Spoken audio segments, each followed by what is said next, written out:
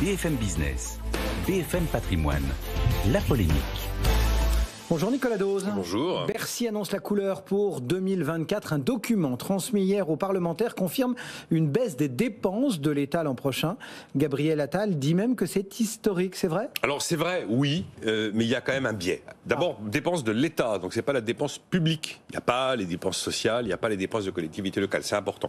Oui, effectivement, 4,2 milliards d'économies de dépenses, c'est un montant qui n'est pas négligeable, même s'il faut bien voir que c'est sur 429 milliards d'euros de dépenses d'État. Mais 429 milliards d'euros de dépenses d'État en 2024 par rapport à 433 en 2023, vous avez effectivement 4 milliards d'écart. C'est une vraie baisse. Alors le biais, c'est qu'il y a un effet de base terrible. On compare 2023 et 2024.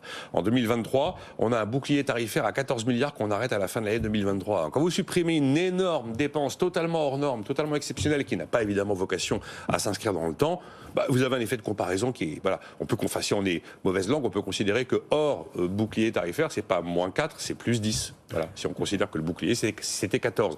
Et je précise aussi un autre chiffre. À Aix-en-Provence, Bruno Le Maire nous a dit qu'il envisageait un effort d'économie de dépenses publiques cette fois-ci, donc toutes dépenses confondues, de 15 milliards d'euros. Donc quand il dit 15 milliards d'euros, Bruno Le Maire, c'est pas que sur la dépense d'État. Là, ça inclut cette fois-ci la dépense sociale notamment, qui, vous le savez, est quand même traitée à part dans les lois de finances budgétaires et lois de finances du budget de la sécurité sociale. Bon. Donc oui, c'est historique, mais enfin, il y a un effet de base terrible qui fausse quand même un petit peu la comparaison. Bon, malgré tout, s'il y a des baisses, entre guillemets, il y a des gagnants et des perdants. Oui, c'est très clair. Alors là, la liste est simple. Les perdants, c'est le ministère du Travail et du Logement. Les gagnants, ça va être éducation, écologie, défense, intérieur et justice. Tous ces chiffres sont en milliards d'euros, mais ça va descendre jusqu'à nous, ça va nous toucher dans nos vies personnelles. C'est vrai que ça semble très très loin, ces grandes masses qu'on nous évoque pour les lois de finances, ça semble pas du tout concret. On se dit, très bien, ils font leur cuisine dans leur coin avec leur budget, mais enfin moi, c'est pas mon problème. Sauf que très souvent, les économies présentées, c'est de la baisse de dépenses fiscales. Donc ce sont des euros qui finançaient des crédits d'impôt ou des niches fiscales en moins. Ce sont aussi des subventions en moins. Et en fait, quand on regarde ce qui va se passer l'année prochaine, tout le monde va être touché. Vous imaginez votre facture énergétique si les prix de l'énergie remontent. On ne sait jamais. C'est très volatile, les prix de l'énergie. Qu'il n'y a plus de bouclier tarifaire.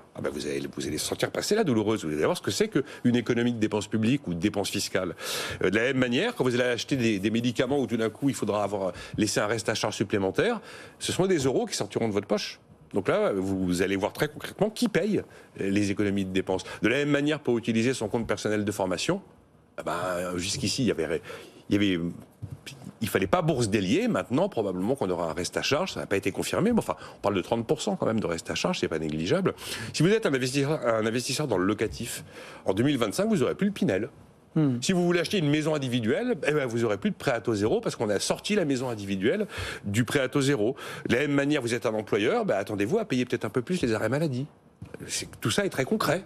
Dans la vie d'une entreprise ou dans la vie d'un particulier, les centres de formation à l'apprentissage ont eu la bonne surprise de découvrir que leur subvention allait baisser de 5%. 500 millions d'euros en moins. C'était peut-être pas normal qu'il y ait une subvention. En tout cas, elle était là, elle sera plus là. Ils vont la sentir passer. D'ailleurs, ils sont remontés comme des coucous. De la même manière, si vous êtes une entreprise du BTP ou un agriculteur et vous aviez l'habitude d'avoir une jolie niche fiscale sur le gazole que vous consommez, on sait qu'à compter de 2024, pas d'un coup c'est vrai, mais progressivement d'ici à 2027, la niche fiscale sur le gazole va disparaître. Alors vous pouviez vous rassurer en vous disant, écoutez, on nous a promis 2 milliards de baisse d'impôts pour les classes moyennes. Ouais, sauf qu'on comprend que c'est toujours confirmé à horizon 2027, mais plus du tout pour 2024. Là, il n'y a pas les marges de manœuvre. Et de la même manière, les entreprises qui ont déjà patienté sur la fin définitive de la fameuse CVAE, là, des impôts de production, qui pèsent sur la valeur ajoutée, c'est pareil, on leur dit oui, ça aura lieu d'ici à 2027, mais n'y comptez pas pour 2024.